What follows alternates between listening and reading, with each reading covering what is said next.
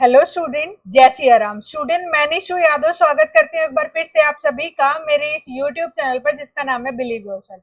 बच्चों, ये बेसिकली तो एचएसएससी सीईटी ग्रुप 6 का जो भी प्रिपरेशन कर रहे हैं बच्चे, जो भी मेरे कोर्स में भी हैं या फिर कोई नए बच्चे, नए व्यूअर्स जो मेरे इस वीडियो को देख रहे हैं, ये वीडियो बनाई गई है आप लोगों के न्यूमेरिकल प्रैक्टिस के लिए। बहुत सारे बच्चों का ये बोलना है कि ये बोल रहे हैं वो कि मैम जो हमारा न्यूमेरिकल पोर्शन है ना वो वीक है, यानी और आप लोगों के न्यूमेरिकल कुछ आएंगे ये लाजमी है। ठीक है, तो थ्योरेटिकल पोर्शन पे तो काम कर लिया बट न्यूमेरिकल वीक है। तो मैं ये बोल दूं बच्चों, आप लोगों का न्यूमेरिकल वीक इसलिए होता है क्योंकि आप लोगों के बेसिक्स क्लियर नहीं है।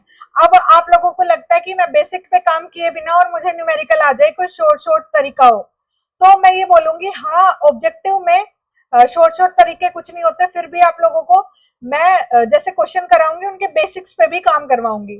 ठीक है, यानी उनको बेसिक्स कि ये ऐसा क्यों हो रहा है उस बेसिक रीजन को भी बताऊंगी, ताकि उस टाइप के क्वेश्चन आप लोग आराम से टैकल कर सको। दूसरी बात ये है, जो एचएसएससी ने प्रीवियस पेपर में जिन टॉपिक पर, जिन न्यूमेरिकल्स पर ज्यादा फोकस किया है, मैं उन टॉपिक्स को पहले कराऊंगी।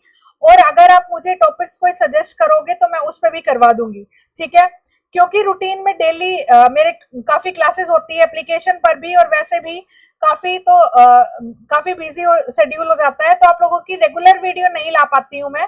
ठीक है, उसके लिए मैं माफी चाहूंगी, लेकिन आप लोगों की वीडियो लाने की कोशिश मैं पूरी करती हूँ क्योंकि काफी बच्चे मुझे मैसेज करते हैं। ठीक है, तो मैं ये वीडियो लाई हूँ आप लोगों के लिए। और जो भी एचएसएस सीईटी के जो बच्चे हैं, सबसे पहले तो मैं ये बोलूंगी कि मुझे ये नहीं पता कि अभी भी कि आप लोगों का एग्जाम कब होगा, बट आप लोगों को पता है क्योंकि इलेक्शन आपका सर पर है और अब सरकार काम करने के मोड में है, तो आप लोगों का एग्जाम भी हो सकता है इस बहाने। और आप लोगों ने काफी चेंजेस देखे भी हैं, देखे जैसे पीजीटी की ज्वाइनिंग हो रही है, ये सब है ना। तो आप लोग भी प्लीज लगे रहिए, क्योंकि आप लोगों का इसलिए सिलेक्शन नहीं रुकना चाहिए कि आप लोगों का कोई टॉपिक कमजोर रह गया, कि आपने कोई क्वेश्चन गलत कर दिए। ठीक है, और कोई नए व्यूअर तो मैं बता दूं कि एचएसएससी का क्रैश कोर्स भी मेरा है, आप लोग देख सकते हैं अगर आपको लगता है कि आप लोगों के रिवीजन वगैरह रहता है।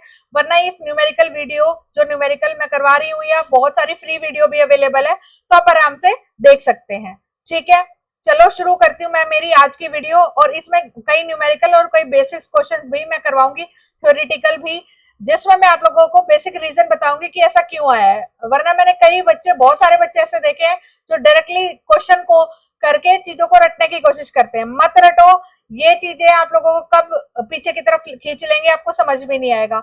और ये क्वेश्चंस मुझे बच्चे नहीं भेजे थे, एक बच्चे ने कि मैम प्लीज ये क्वेश्चन करा दीजिए, तो मैं वही करवा रही हूँ। ठीक है, देखो बच्चों, और ये पीवाईक्यूज है मोस्टली। मैंने देखा कि जो एसएससी में पीवाईक्यूज मतलब प्रीवियस ईयर पेपर है उसी में से है ये क्वेश्चंस। ठीक है, देखो फर्स्ट क्वेश्चन है आप लोगों का, livestock account is a. Livestock क्या है बेटा? लाइव मतलब जिंदा, जिंदा स्टॉक। ठीक है, एक तरह का। ठीक है, लाइव स्टॉक अकाउंट इज आ, कि आप लोगों का लाइव स्टॉक वो होते हैं जो, जैसे आप लोगों की भैंस हो गई, घोड़ा हो गया, ये सब। ठीक है, तो ये तरह क्या है आप लोगों के पास? आप लोग खुद सोचो, अगर आप लोगों के पास एक भैंस है तो क्या है? तो आप लोगों के पास एसेट्स है। एसेट्स किस में आती है आप लोगों के पास? यानी आप उस भैंस को कभी भी बेच सकते हो, पैसा ले सकते हो, मतलब समझ रहे हो, एक एज अ एसेट है। तो आप लोगों की रियल अकाउंट में आ जाती है। किस में आ जाती है? रियल अकाउंट में। तो आप लोगों का आंसर क्या हो जाएगा? Third answer. Is it clear? हाँ जी मैम, क्लियर है। आगे, लीगल और professional fees, logo, designing cost, registration fees, stamp duty, these types of expenses are known as, ऐसे टाइप जो एक्सपेंसेस है वो क्या कहलाते हैं? जैसे बेटा आप लोगों की लीगल जो खर्चे होते हैं, प्रोफेशनल जो फीस देते हैं, लोगो डिजाइन करवाने के जो खर्चे होते हैं, वो प्रिलिमिनरी एक्सपेंसेस में आते हैं, यानी स्टार्टिंग के जो खर्चे जो कभी भी रिकवर नहीं किए जाएंगे उसे बोलते हैं preliminary expenses. Is it clear? हाँ, कुछ क्वेश्चन बहुत इजी भी हैं। ठीक है, लेकिन इस वीडियो के बाद आप लोगों को सीखने को बहुत कुछ मिलेगा। पेशेंस के साथ वीडियो को देखना, और अगर आप लोगों की कोई क्वेरी है तो आप लोग बता देना। और जो मेरे ऐप वाले बच्चे हैं वो मुझे बता सकते हैं कि किस टॉपिक पे वीडियो लेकर आऊं, या फिर अपनी तरफ से अपने डाउट भी बता सकते हो आप लोग कुछ। और बच्चों, डाउट इन द सेंस ऐसा मतलब मुझसे इतना एक्सपेक्ट मत करना कि जैसे मैं मैसेज करूं, आप लोग मैसेज करें मैं उसका रिप्लाई कर दूं, या मेरे पास मान लो 150 बच्चे हैं तो सारे के सारे एक साथ ही मैसेज कर रहे हो, तो मैं कैसे किसी का भी नहीं सुन पाऊंगी, फिर मैं फोन बंद कर दूंगी। समझ रहे हो आप लोग कि वन बाय वन, और मुझे लगेगा कि जेन्युइन बच्चा है, क्योरी ठीक है। और बस मेरे को आप इतना सजेस्ट करना कि नेक्स्ट टॉपिक किस न्यूमेरिकल पे लेकर आऊं, ठीक है। देखो बच्चा, और बहुत सारे बच्चे जैसे कई बार वीडियो बनाती हूँ तो एक आधे क्वेश्चन में मिस्टेक हो जाती है, तो कई एक आधे बच्चे मैंने देखे हैं जो हम्बली बोलते हैं मैम इसमें ये मिस्टेक हो गई है। थैंक यू फॉर डेट बच्चा, कि कई बार ये होता है कि एज अ टीचर या फिर जैसे भी मैं भी ह्यूमन तो हूं ना, तो मिस्टेक हो जाती है, ठीक है। और जो बच्चे मुझे हम्बली बोलते हैं कि मैम ये वाली मिस्टेक हो गई है, तो थैंक यू फॉर डेट। और भी बच्चों से ये रिक्वेस्ट करूंगी कि अगर कोई मिस्टेक हो जाता है तो आप अपने बिहाफ पे उसको मतलब सही कर ले, लेकिन कोशिश करती हूँ कि मैं 99% आपको सही कंटेंट देने की कोशिश करती हूँ, ठीक है। देखो बच्चा, थर्ड क्वेश्चन है आप लोगों का, choose an incorrect statement. Incorrect choose करना है, गलत चूज करना है हमें, ठीक है। Drawing account is a personal account. हाँ जी, ड्रॉइंग अकाउंट पर्सनल अकाउंट होता है। क्यों होता है, कोई बताएगा मुझे? ड्रॉइंग अकाउंट पर्सनल अकाउंट क्यों होता है बच्चों? क्योंकि ड्रॉइंग अकाउंट यानी पैसे कौन निकालेगा? कोई बंदा ही निकालेगा ना, तो वो पर्सन यानी कोई बंदा निकालेगा, यानी रोहन ने, मोहन ने, श्याम ने, गीता ने पैसे निकाले, तो यानी वो जो अकाउंट है वो पर्सनल कोई अकाउंट होगा, तो इसलिए वो पर्सनल अकाउंट होता है। आउटस्टैंडिंग सैलरी यानी बैंक अकाउंट भी आप लोगों का पर्सनल अकाउंट होता है। बहुत सारे बच्चे रियल कर देते हैं, पर्सनल अकाउंट होता है। क्यों? किसी के नाम से होगा, क्योंकि वो आउटस्टैंडिंग सैलरी, किसी भी वर्ड के सामने कोई प्रीफिक्स लग जाए ना तो उसे बोलते हैं रिप्रेजेंटेटिव पर्सनल अकाउंट, ठीक है। आप लोगों का representative personal account, personal account के 3 टाइप होते हैं। आई होप आप लोगों को समझ में आता होगा, ठीक है। आर्टिफिशियल पर्सन, नेचुरल पर्सन और रिप्रेजेंटेटिव पर्सनल।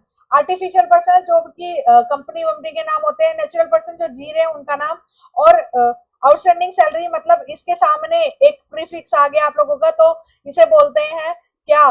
क्या बताओ? Representative personal account. Bad debts कौन सा? नॉमिनल अकाउंट है, क्योंकि एक्सपेंस है। एक्सपेंसेस, इन सब के रूल क्या होते हैं? नॉमिनल का expenses, all expenses are debit होते हैं, ठीक है, और income and gains are credit होते हैं। तो आप लोगों का कौन सा इनकरेक्ट है? Drawing account is a personal account, हाँ जी है। Outstanding salary representative personal. Bad debts account is a nominal account, तो नन ऑफ दिस, यानी इनकरेक्ट कोई भी नहीं है, सारे सही है, तो आंसर इज 4, ठीक है। यानी थर्ड का आंसर हो जाएगा 4। Next is which of the following is not an example of deferred revenue. Deferred revenue कौन से होते हैं बेटा? रिवेन्यू जो एक्सपेंडिचर होते हैं वो 3 टाइप के होते हैं। कौन कौन से? एक तो कैपिटल एक्सपेंडिचर, ठीक है, कैपिटल नेचर का, फिर है रिवेन्यू नेचर का, और उसके बाद है डेफर्ड रेवेन्यू नेचर का, ठीक है, डेफर्ड रेवेन्यू नेचर का। कैपिटल मतलब जब वो 1 साल से ज्यादा के एक्सपेंडिचर हो, 1 साल से ज्यादा ईयर के लिए एक्सपेंडिचर हो, मोर देन ईयर, तो उसे बोलते हैं कैपिटल एक्सपेंडिचर, ठीक है। और जब विद इन ईयर के लिए एक्सपेंडिचर किया गया हो तो उसे बोलते हैं रिवेन्यू। और जब 1 साल से ऊपर पर 3 साल से कम, यानी 1 साल से तो ऊपर है बट लॉन्ग टर्म में नहीं, मतलब ज्यादा लॉन्ग टर्म के लिए नहीं है, बीच का है, तो उसे बोलते हैं डेफर्ड रेवेन्यू, ठीक है। जैसे preliminary expenses, heavy advertising expenses, both are correct, none of these. Not पूछा है हमने, देखो डेफर्ड एक्सपेंडिचर का कौन सा पार्ट नहीं है, तो ये दोनों तो है ना, तो हमारा आंसर क्या हो जाएगा? नन ऑफ दीज, ठीक है। आंसर क्या हो जाएगा? नन ऑफ दीज, ठीक है। Next is fifth question. Question number 5 है, the unfavourable balance of profit and loss account should be. Unfavourable balance पूछ रहा है। अनफेवरेबल बैलेंस कौन सा होता है भाई? हमें लॉस हो रहा है प्रॉफिट एंड लॉस से। भाई फेवरेबल का क्या मतलब होता है? हमें प्रॉफिट हो रहा है। अनफेवरेबल का क्या मतलब होता है? जब हमें लॉस हो रहा है। तो लॉस का क्या करेंगे हम? लेस कर देंगे, किस में से? कैपिटल में से। कैपिटल में से लेस कर देंगे किसको? जब लॉस होगा। ये आप लोगों का trading account, profit and loss and balance sheet में एडजस्टमेंट कैसे होती है, और सारे जो एडजस्टमेंट के जितने भी कंटेंट है ना, जो भी एडजस्टमेंट मतलब एंट्रीज होती है, जितने भी एडजस्टमेंट के, वो उसके लिए मैं एक सेपरेट वीडियो लेकर आऊंगी कि किसका क्या ट्रीटमेंट होता है। बहुत सारे बच्चों के ये वाले टॉपिक्स ना जो 11th में सीखे थे वो बहुत वीक है। क्यों? हरियाणा में क्या करते हैं बच्चे, मोस्टली मैंने देखा है कि ना 11th में ऐसे हल्का लेते हैं, या फिर उस टाइम में टीचर्स भी पता नहीं कैसे पढ़ाते थे। मुझे ऐसा लगता है बहुत सारे बच्चों के बेसिक्स बहुत वीक है।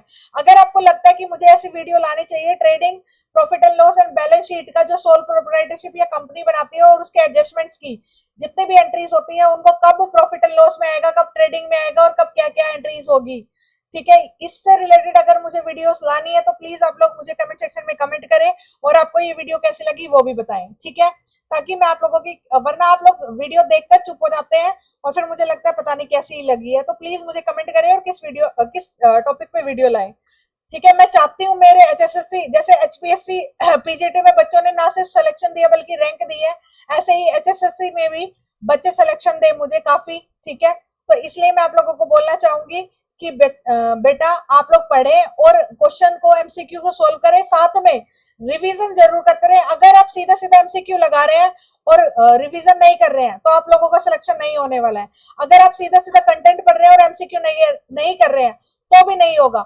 आप लोगों को अगर आप दिन में 3 घंटे पढ़ रहे हैं 3 घंटे पढ़ रहे हैं, सॉरी ईयर लिख दिया गलती से, ठीक है, 3 आवर्स पढ़ रहे हैं, तो आप उसमें 1 घंटा रिवीजन करिए, 1 घंटा अपना कंटेंट पढ़िए और 1 घंटा MCQ करिए, और ये 3 घंटे कंटिन्यू पढ़िए। मुझे पता है मस्ती शॉर्ट्स और ये सब ज्यादा देखते हो, कंटेंट को कम पढ़ते हो, प्लीज पढ़िए बच्चों, तभी होगा selection. Which of the following gives a review report on the firm's financial status at the specific date. Specific date पे चीजें बन रही है, स्पेसिफिक डेट बताती है आप लोगों की balance sheet. Is it clear? पूरे पीरियड की बताती है आप लोगों की प्रॉफिट एंड लॉस या income and statement. Income and statement आपकी बनाती है नॉन प्रॉफिट ऑर्गेनाइजेशन और प्रॉफिट एंड लॉस बनाती है प्रॉफिट ऑर्गेनाइजेशन। फिर when there is an increase in capital by an amount it is registered on. जब आप लोगों की इंक्रीज हो रही है, जब कैपिटल इंक्रीज हो रही है, आप लोगों को याद रखनी है, आप लोगों को पता है कि एंट्री का जो मॉडर्न रूल है वो क्या कहता है, एसेट इंक्रीज हो रही है तो डेबिट होगा, और आप लोगों की लाइबिलिटीज इंक्रीज हो रही है, लाइबिलिटी इंक्रीज हो रही है तो क्रेडिट होगा, और कैपिटल भी अगर इंक्रीज हो रही है तो क्रेडिट होगा। Is it clear? ये रूल होते हैं आप लोगों के, बस ये याद रखो। अगर डिक्रीज होगी तो इनका उल्टा हो जाएगा, इतना तो दिमाग लगा ही सकते हो ना। तो यहाँ पे क्या बोला, when there is a increase in capital, increase हो रहा कैपिटल में, तो क्या मैंने बोला, क्रेडिट होगा, तो इंक्रीज यानी क्रेडिट। ठीक है, क्रेडिट होगा। अब क्रेडिट और right side of the account, credit on credit के 2 ऑप्शन है। ठीक है, कहाँ पे रजिस्टर्ड होगा और क्या होगा, क्रेडिट होती है और कहाँ पे रिकॉर्ड होगा, ये आप लोगों को ध्यान रखना है थोड़ा। क्रेडिट राइट साइड होगा या लेफ्ट साइड, अब ये कहाँ पूछ रहा है, मतलब व्हेन देयर इज अ, एक मिनट बच्चों, व्हेन देयर इज अ, मैं एक बारी पानी पी लूं, मेरा ना गला सूख गया है।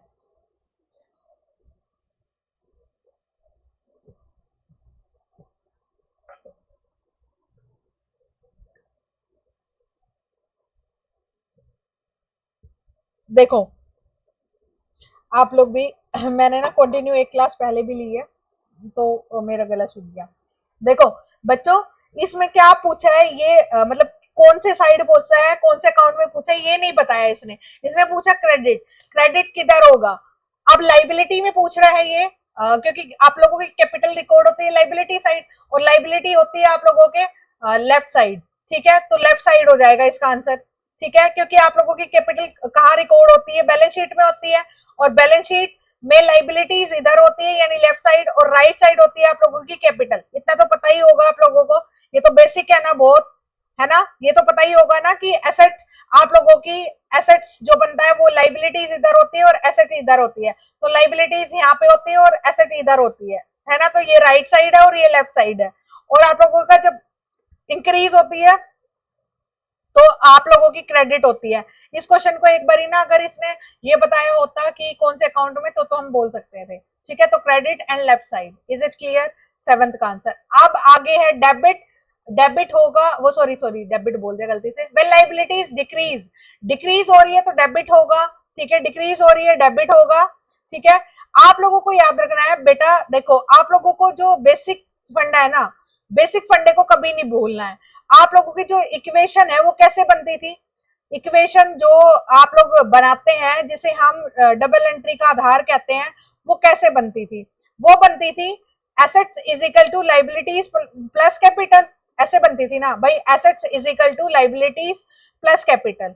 और जब अगर हम क्या कर रहे हैं, अगर हम निकाल रहे हैं लाइबिलिटीज तो हम क्या करते थे, एसेट्स माइनस कैपिटल, यानी वो तो सारी बाकी तो डिराइव्ड हो गई, जितनी भी सारी डिराइव्ड है वो डिराइव्ड अलग हो जाती है। तो आप लोगों को बेसिक फंडा हमेशा कभी भी नहीं भूलना है कि लाइबिलिटी और कैपिटल ऐड होते हैं और एसेट अगर आपकी पूछी गई हो तो। ठीक है, और अगर आप लोगों की एसेट्स मतलब जो बेसिक होती है, यानी आप लोगों की बेसिक होती है assets is equal to liability plus capital. ठीक है, मैं लिख नहीं पा रही हूँ, लिख नहीं रही हूँ, यहाँ पे स्पेस नहीं है, तो इसलिए, और इसी को ही हम डबल एंट्री सिस्टम का आधार मानते हैं। किसका? डबल एंट्री सिस्टम का। और अगर आप लोगों से ये पूछा जाए कि हमारा अगर एसेट्स इंक्रीज हो रही है तो क्या करेंगे, तो हम सिंपली बोल देते हैं कि हमारी एसेट्स इंक्रीज हो रही है तो हम डेबिट कर देते हैं, ठीक है। और अगर हमारी एसेट डिक्रीज हो रही है तो हम सिंपली बोल देते हैं कि हमारा हम लोग इसको क्रेडिट कर देंगे। और लाइबिलिटीज अगर हमारी इंक्रीज हो रही है तो हम क्रेडिट कर देते हैं, और लाइबिलिटीज हमारी डिक्रीज हो रही है तो हम लोग डेबिट कर देते हैं, ठीक है। ये बात समझ में आनी चाहिए आप लोगों को। और अब लाइबिलिटीज और कैपिटल का सेम फंडा, तो हम क्या करते हैं, कैपिटल अगर इंक्रीज हो रही है तो क्रेडिट और डिक्रीज हो रही है तो डेबिट, ठीक है।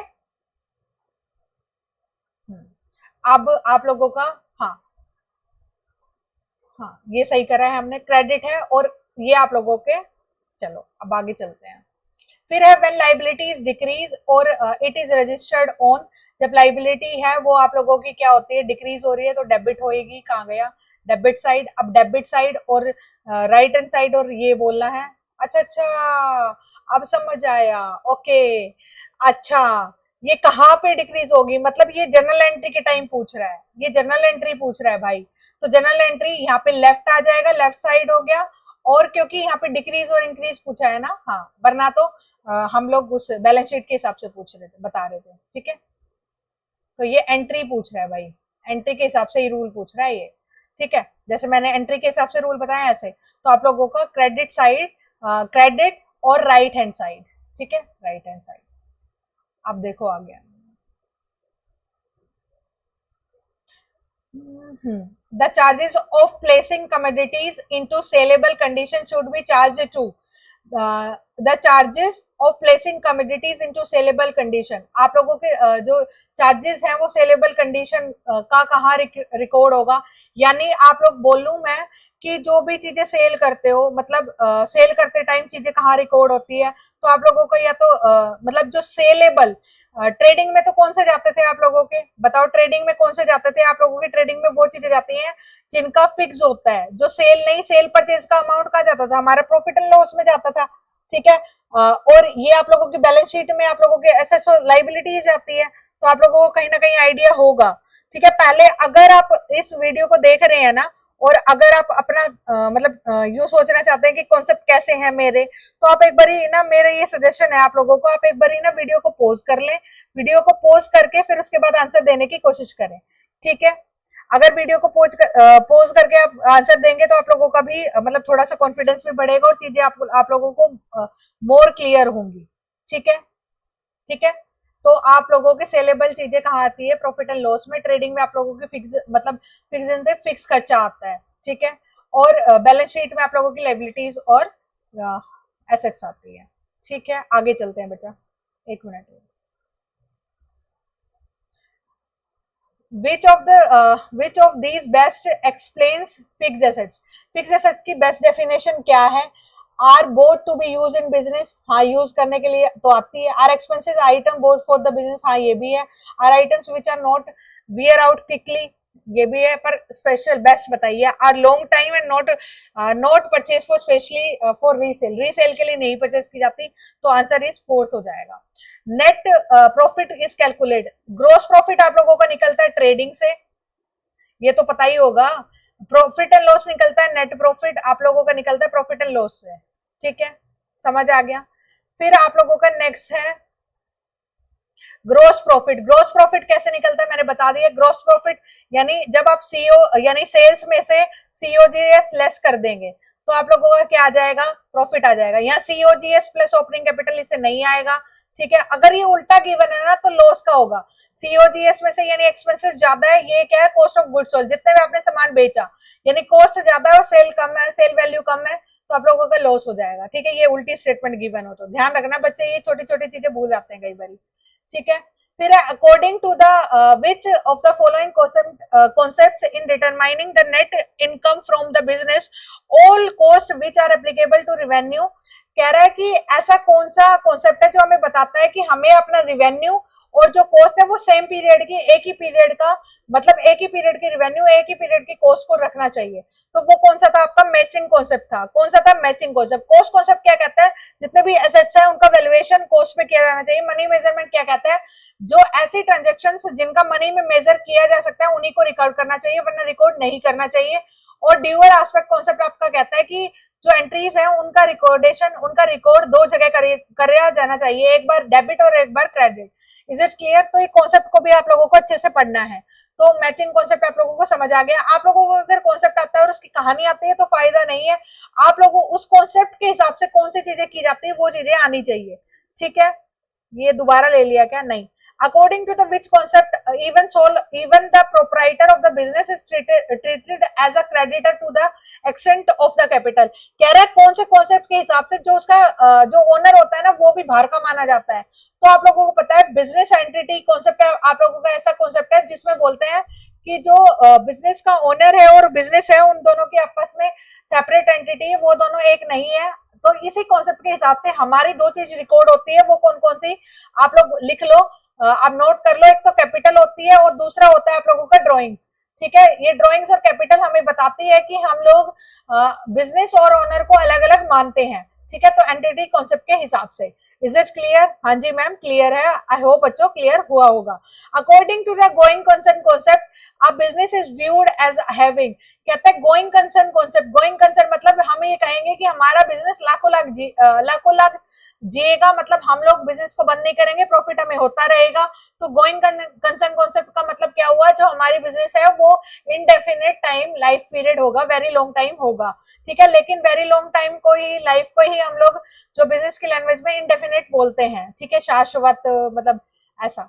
ठीक है, फिर उसके बाद है बैंक अकाउंट। मैं पहले ही बता चुकी थी, बैंक अकाउंट अगर किसी के नाम से खुलता है तो कंफ्यूज नहीं होना, this is a personal account, ये रियल अकाउंट नहीं है। बहुत सारे बच्चे गलती करेंगे, इसलिए ये क्वेश्चन एग्जाम में भी अक्सर देखने को मिलता है। The effect of debit. Debit का इफेक्ट क्या होगा मैं ऊपर बता के आई हूँ, आप लोग देखो बेसिक्स को मत भूलना। बहुत सारे बच्चे आज भी रियल अकाउंट, पर्सनल अकाउंट और इन सबके नॉमिनल अकाउंट के रूल्स को नहीं जानते हैं। लाइबिलिटी मॉडर्न रूल्स में अगर बोलूंगी कि अकाउंट्स को या फिर जनरल एंट्री का करने का मॉडर्न रूल्स कौन से, बहुत सारे बच्चे नहीं जानते होंगे, लेकिन मैं आप लोगों को बता दूं मॉडर्न भी दो रूल होते हैं, एक मॉडर्न एक ट्रेडिशनल। ठीक है, ट्रेडिशनल के अंदर कौन से होते हैं बेटा? ट्रेडिशनल के अंदर तीन रूल होते हैं, कौन कौन से? रियल, पर्सनल और नॉमिनल, तीन तरह के अकाउंट होते हैं।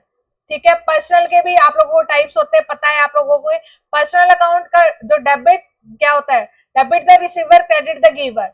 Real debit what comes in, credit what goes out. और नॉमिनल का एक्सपेंसेस और लॉसेस आर डेबिट और income and gains are credit. और एसेट्स, ये जो है, जो ये मॉडर्न रूल है, जो जिसके आप लोगों को ये याद करने की जरूरत ही नहीं है। ट्रेडिशनली आप लोगों को रिकॉर्डिंग के लिए, जनरल एंट्री के लिए ये रूल काफी है और बहुत इजी भी है।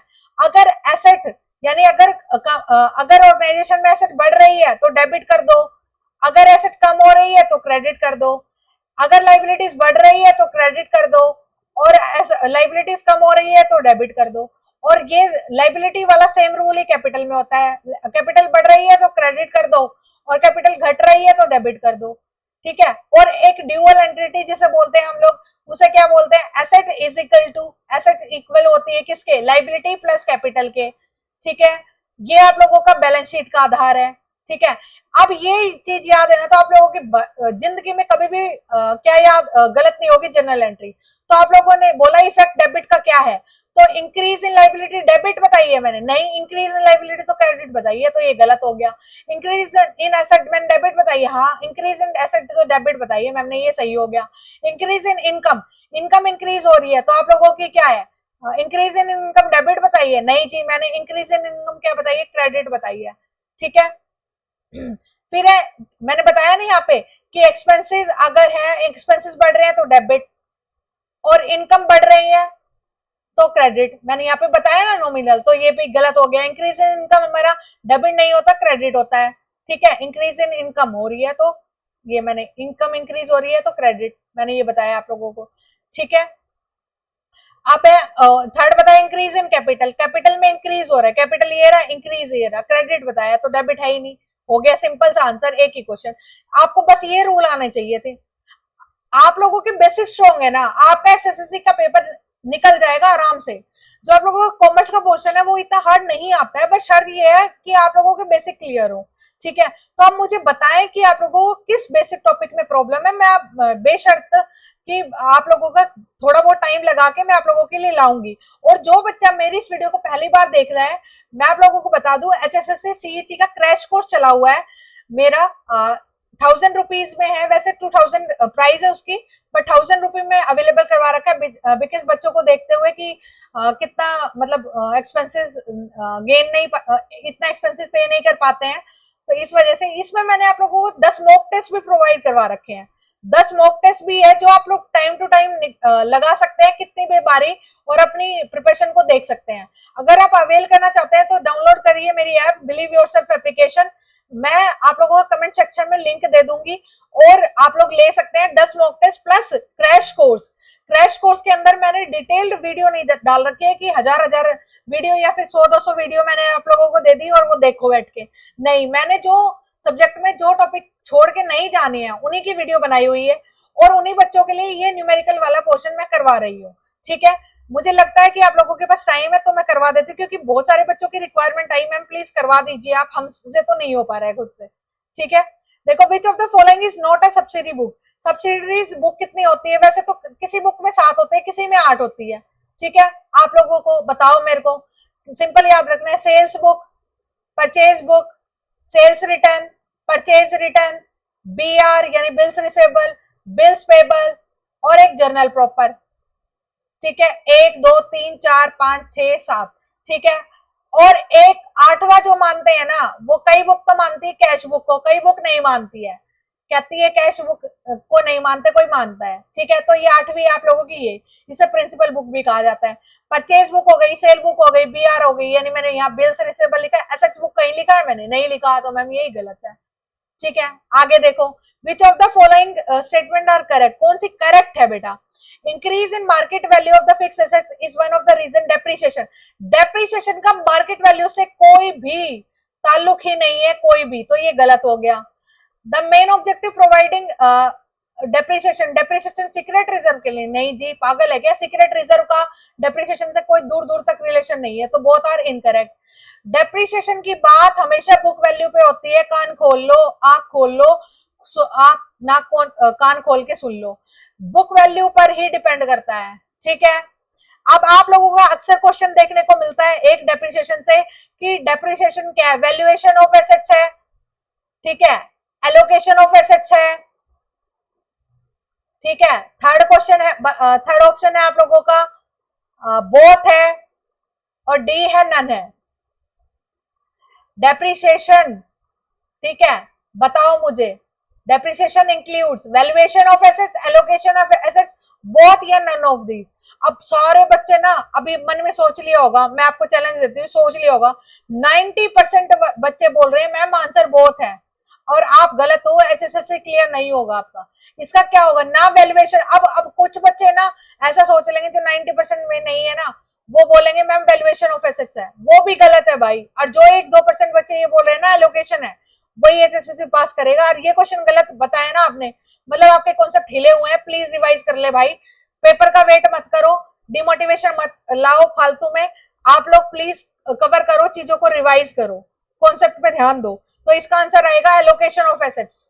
ठीक है, अब नेक्स्ट क्वेश्चन आप लोगों का, which of the following assets does not depreciate amortise. ये क्वेश्चन तो रट गया होगा भाई, ये भी गलत करोगे ना लाइक को, कि जो एसेट्स है वो डेप्रिशिएट नहीं होती है, लैंड नहीं होती है, लैंड तो भाई करोड़ों हो जाते हैं थोड़े दिन बाद, तो है ना। फिर है परचेज ऑफ ऑफिस फर्नीचर, आपने ऑफिस फर्नीचर परचेज किया 1200 रुपए का, डेबिट कर दिया जनरल एक्सपेंस अकाउंट से। ठीक है, जब भी आप एसेट्स खरीदते हैं तो आप लोग एसेट्स अकाउंट डेबिट करते हैं, यानी फर्नीचर खरीदा है तो फर्नीचर अकाउंट डेबिट। ठीक है, furniture account debit to cash करना था, आपने कर दिया जनरल एक्सपेंस अकाउंट डेबिट, तो कौन सी गलती कर दी? एरर ऑफ प्रिंसिपल कर दी। प्रिंसिपल मतलब आप समझ ही नहीं पाए कौन से टाइप का खर्चा है, उसे बोलेंगे। आपने रिवेन्यू प्रकार का खर्चा कैपिटल मान लिया और कैपिटल प्रकार का खर्चा रिवेन्यू मान लिया, उसे बोलते हैं प्रिंसिपल एरर। और क्लरिकल एरर यानी आप लोगों को कोई क्लर्क है, उसने जमा में, घटा में, ऐसे गलती कर दी, उसे बोलते क्लैरिकल एरर। ओमिशन मतलब आप एंट्री करना ही भूल गए, ओमिशन मतलब भूल जाना, भूल के गलती कर दी। Is it clear? हाँ जी, मेरे हिसाब से बच्चा क्लियर हुआ होगा बच्चा आप लोगों को, ठीक है। Personal transaction of the owner of the business are not recorded in books. जो ओनर की पर्सनल ट्रांजेक्शन है वो रिकॉर्ड नहीं करी जाएगी बुक्स में, तो ये ठीक है हमारी, ये तो सही है भाई। अकॉर्डिंग टू बिजनेस, हाँ यही बिजनेस एंटिटी कॉन्सेप्ट तो बताता है कि ओनर और बिजनेस अलग अलग है, तो दोनों हमारा सही है। तो both A R correct explanation, और ये भी ठीक है, यानी फर्स्ट आंसर हो जाएगा। अब बहुत सारे बच्चे ना इसमें एक चीज बता देती हूँ, बहुत सारे बच्चे ना इसमें गलत मतलब करते हैं कि R is a correct explanation of A. ये तो पहचान लेते हैं कि ए सही है आर सही है, लेकिन ये थर्ड वाला R is a correct explanation of A ये नहीं समझ पाते हैं ऐसे। अब बहुत सारे बच्चे ना इसमें ये कर देंगे, अगर ये आंसर होता है ना बहुत सारे करेक्ट, और सारे आधे से ज्यादा मछली फंस जाती और क्या कर देती, बहुत सारे करेक्ट। ठीक है, आपको क्या करना है, ऐसा क्वेश्चन पूछा जाए ना, ऐसे आंसर दिया हो तो आपको क्या करना है, पहले ये देखना है ए सही है, हाँ ठीक है, फिर आपको देखना है बी सही है, हाँ ठीक है आपने मान लिया, फिर इन दोनों के बीच में क्योंकि लगा के देखना है। क्योंकि आपने पढ़ना है ऐसा, पर्सनल ट्रांजेक्शन ओनर रिकॉर्ड नहीं करता अपने बिजनेस में क्योंकि इस कॉन्सेप्ट के कारण। अगर इस क्योंकि का सही आंसर है ना ये, तो आपका ये आएगा करेक्ट एक्सप्लेनेशन ऑफ ए। और इस क्योंकि के अलावा और अलग कोई गाथा गा रखी है ना, तो ये आंसर गलत हो जाएगा। फिर यूं लिखेंगे R is not explanation of, both are correct, A ओ आर करेक्ट, मतलब both A R correct but R is not explanation of A, यूं लिख देते हैं। अगर इसके और कोई गाथा गा रखी होती, क्योंकि में आंसर सही आया तो मतलब ये एक्सप्लेन भी ठीक कर रखा है। Is it clear? ठीक है बच्चों, क्लियर हुआ। नेक्स्ट देखो आप लोगों का, वीडियो कितनी लंबी हो गई देखते हैं बेटा। कोई बात नहीं, लंबी तो हुई है पर मैं काफी दिन बाद बना रही हूँ तो करवा देती हूँ और question. Which among the following is the first step required of the preparation of final account? Final account का फर्स्ट स्टेप क्या होता है जब आप बनाते हैं, तो पता ही नहीं है मैम। आधे बच्चे ना ट्रायल बैलेंस करेंगे इसमें आंसर नहीं बेटा। सबसे पहले ना आप ना बैलेंसिंग करते हैं, अकाउंट्स का। अब इसके लिए ना मैं सेपरेट वीडियो बनाऊंगी फाइनल अकाउंट के लिए, आप बता देना बनानी है या नहीं, ठीक है। अब नेक्स्ट है आप लोगों का in case of dissolution of the firm all assets and liabilities are transferred to। Dissolution होते हैं ना, ये पार्टनरशिप का क्वेश्चन है, तो कहा जाती है रियलाइजेशन में। अब बहुत सारे बच्चे रियलाइजेशन में मार्केट वैल्यू पे जाते हैं या बुक वैल्यू पे, इसमें फंसेंगे कि आप लोगों की रियलाइजेशन में मार्केट वैल्यू पे जाती है कि बुक वैल्यू पे। आप लोगों को ना यहाँ से बुक वैल्यू और मार्केट वैल्यू का क्वेश्चन देखने को मिलेगा। कौन कौन से टॉपिक से? एक तो आप लोगों को डेप्रिसिएशन से क्वेश्चन ऐसा देखने को मिलेगा जो बुक वैल्यू और मार्केट वैल्यू की बात करता है, और एक आप लोगों को रियलाइजेशन में देखने को मिलेगा। और दोनों में आप लोगों का आंसर क्या होगा बताओ? 1 मिनट दे रही हूँ मैं आप लोगों को, बता दो आप लोग मेरे को आंसर। अगर नहीं बता पाए तो मैं तो हूं ही भाई, है ना। तो दोनों में आप लोगों का आंसर ना बुक वैल्यू पे होता है, दोनों में ये आंसर आप लोगों को बुक वैल्यू पे होता है, डेप्रिसिएशन में भी और रियलाइजेशन में भी। याद रखना है ये बुक वैल्यू पे, बाकी सारे हमारे गलत है। Is it clear? आगे देखो, amount of the dash check is directly credit to pay's bank account only। पे के बैंक अकाउंट में जाएगा पैसा ओनली, चेक ये तो भाई रूटीन में यूज करते हो, अगर ये भी नहीं पता ना डूब के मर जाओ। क्लोज्ड अकाउंट पे, ठीक है। फिर है आप लोगों का which of the following account is a part of annual accounts of non profit organisation का कौन सा पार्ट नहीं है? नॉन प्रॉफिट ऑर्गेनाइजेशन में 3 अकाउंट बनते हैं, कौन कौन से? इनकम एंड एक्सपेंडिचर, ठीक है, रिसिप्ट एंड पेमेंट और बैलेंस शीट। पहले रिसिप्ट एंड पेमेंट बनता है, फिर इनकम एंड एक्सपेंडिचर और balance sheet. Receipt and payment like का आप लोगों का ट्रेडिंग अकाउंट, और ये इनकम एंड एक्सपेंडिचर लाइक का प्रॉफिट एंड लॉस अकाउंट। तो कौन सा नहीं बनता है? तो आप लोगों का रिसिप्ट पेमेंट बनता है, ये भी बनता है, प्रॉफिट एंड लॉस नहीं बनता है, ठीक है। तो answer is third. Is it clear? और रिसिप्ट एंड पेमेंट अकाउंट आप लोगों का बनता है। फिर है आप लोगों का कभी कभी कैश अकाउंट भी बनाते हैं। फिर है बच्चों आप लोगों का ये क्वेश्चन 27 क्वेश्चन, आप लोगों के 40 क्वेश्चन है, लेकिन मैं 30 कराऊंगी वरना वीडियो बहुत ज्यादा लंबी हो जाएगी इसमें, ठीक है। देखो आप लोगों को question, trial balance contains the following information. 15% bank loan amount 4 lakh, और आप लोगों का जो बैंक लोन है वो 4 लाख का है। इंटरेस्ट जो एक्चुअल इंटरेस्ट पेड है ना वो 45,000 किया गया है। ठीक है, तो आप लोगों का interest account debit profit and loss account से क्या डेबिट हो जाएगा, कितना हो जाएगा? तो आप लोगों का 4 लाख का क्या था, लोन था। ठीक है, 15% देना है, तो देने कितने थे? 15 चौकू 60,000 रुपए देने थे, 45,000 दिए हैं, कितने नहीं दिए? ठीक है, ये नहीं देखना है आप लोगों को। 60,000 देने थे, 45 दिए हैं आप लोगों ने, तो कितने दिए हैं, कितने नहीं दिए हैं, तो आप लोगों ने बताओ मेरे को। आप लोगों ने नहीं दिए 15,000 रुपए। ठीक है, तो आप लोगों का क्या हो जाएगा, एंट्री क्या हो जाएगी, डेबिट में कितने जाएंगे भाई, प्रॉफिट एंड लॉस में, तो इंटरेस्ट अकाउंट डेबिट जो कि प्रॉफिट एंड लॉस से चार्ज करेंगे, तो एंट्री क्या होगी, स्पेशल जनरल एंट्री बता देती हूँ मैं आप लोगों का। इंटरेस्ट अकाउंट डेबिट, एक बार स्पेस ले लेती हूँ बेटा, यहाँ पे जनरल एंट्री का क्वेश्चन है ये, कितने से डेबिट होगा, तो जनरल एंट्री भी जरूरी है। ये तो पता चल गया कि आप लोगों का 60,000 देना था हमें, इंटरेस्ट अकाउंट डेबिट 60,000 तो देना था जो कि हम प्रॉफिट एंड लॉस से चार्ज करेंगे। टू कितना दिया है हमने, कितना दिया है बताओ, हम लोगों ने कितना दिया है to profit and loss account, आप लोगों ने दिया कितना है टोटल, ये बताओ टोटल कितना दिया है, टोटल दिया आप लोगों ने, यानी एक्चुअल आप लोगों का पेड कितना है, 45,000 है, और कितना नहीं दिया है, 15,000 नहीं दिया है। तो आप लोगों को ना ऐसे क्वेश्चंस में ध्यान रखना, और बहुत सारे बच्चे ना बहुत गलती करते हैं, क्यों? क्योंकि बेसिक्स कमजोर है। क्यों गलती करते हैं? क्योंकि बेसिक्स हमारे कमजोर है मैम, हम बेसिक्स में इतनी गलतियां करते हैं, भर भर के गलतियां करते हैं। ठीक है, तो आप लोगों के प्रॉफिट एंड लॉस से चार्ज कर लिया, डेबिट में आएगा यानी ये, तो आप लोगों की जो एंट्री हो जाएगी वो क्या हो जाएगी, देखो अब आप लोगों की फाइनल एंट्री बता देती हूँ जो एंट्री होती है। देखो, interest account debit, interest account debit, ठीक है, क्या था हमारा, टू लोन और टू आउटस्टैंडिंग। ठीक है, तो 60,000 चला गया इंटरेस्ट अकाउंट डेबिट में, और पे कितना करा है, 45,000, और रह कितना गया, आउटस्टैंडिंग का मतलब रह गया 15,000। Is it clear? हाँ जी मैम, ये एंट्री हो जाएगी। तो डेबिट पूछा है हमारा कि in case interest account debit profit and loss account, तो 60,000 से डेबिट हो गया। ठीक है, समझ आया, समझ आ गया, मेरे हिसाब से आ गया होगा बच्चा। अगर ये भी इतना भी बेसिक कमजोर है आप लोगों का, तो मैं क्या बताऊं आप लोगों को, फिर आप लोगों को वो क्लास देनी ही पड़ेगी, कौन सी, जिसमें एडजस्टमेंट और ये सब पढ़ते हैं हम लोग, बता देना मेरे को। ठीक है, वरना आप लोगों के क्लियर है तो बता देना, नहीं करवाना है तो बता देना। और direct expenses of trading and manufacturing, जो डायरेक्ट एक्सपेंसेस, जो डायरेक्ट एक्सपेंस है, डायरेक्ट एक्सपेंस कौन से होते हैं, जैसे सपोज करो बेटा मैं आप लोगों को क्लासेस देती हूँ, ठीक है, तो मेरा आप लोगों के लिए प्रोडक्ट के लिए जो मैं प्रोडक्ट बना रही हूँ उसके डायरेक्ट एक्सपेंसेस कौन कौन से हैं जो मैं डायरेक्टली यूज कर रही हूँ आप लोगों के, जैसे आप लोगों को पढ़ाने के लिए मान लो मेरे पास एक स्टूडेंट हो, तो क्या है वो चीज बढ़ जाएगी, प्रोडक्शन के बढ़ने के साथ एक्सपेंसेस बढ़ जाए, घटने के साथ घट जाए, इसकी डेफिनेशन ये होती है। डायरेक्ट एक्सपेंसेस मतलब प्रोडक्शन बढ़ाया तो बढ़ गई कॉस्ट, और प्रोडक्शन घटाया तो घट गई।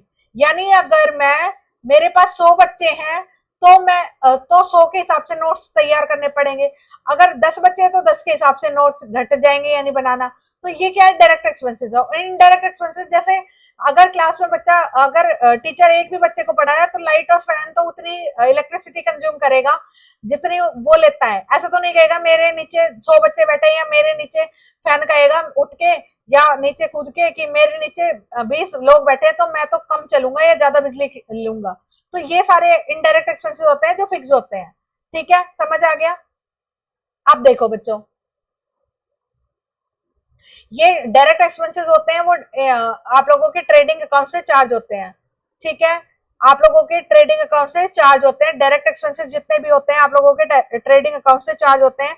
आप लोगों को याद रखने के लिए ना ये सारी चीजें, मतलब मैं वही बोलूंगी, अरे बच्चा मैंने डायरेक्ट एक्सपेंसेस तो कहां से चार्ज होते हैं, डायरेक्ट एक्सपेंसेस होते हैं प्रॉफिट एंड लॉस से। इनडायरेक्ट एक्सपेंसेस चार्ज कहां से होते हैं, ये ट्रेडिंग में, सॉरी इनडायरेक्ट एक्सपेंसेस का, एक मिनट भाई, डायरेक्ट एक्सपेंसेस चार्ज होते हैं ट्रेडिंग से, और इनडायरेक्ट एक्सपेंसेस चार्ज होते हैं आप लोगों के प्रॉफिट एंड लॉस से। तो आप लोगों का आंसर डायरेक्ट का था, पूछा था तो ट्रेडिंग आएगा, और इनडायरेक्ट का पूछा हो तो आप लोगों के प्रॉफिट एंड लॉस से आएगा। ठीक है, यानी चाय कॉफी ये सब एक्सपेंसेस। अब है आगे,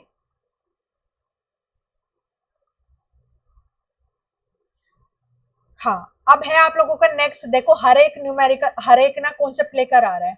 मिस्टर प्रसाद परचेज गुड्स वर्थ 30,000, तो ये ट्रांजेक्शन है या इवेंट, ये भी कॉन्सेप्ट है। इवेंट और ट्रांजेक्शन क्या होती है, इवेंट और ट्रांजेक्शन्स। देखो बेटा ये लास्ट है, उसके बाद मैं आप लोगों का नहीं करवाऊंगी आगे, क्योंकि मेरी एनर्जी बस।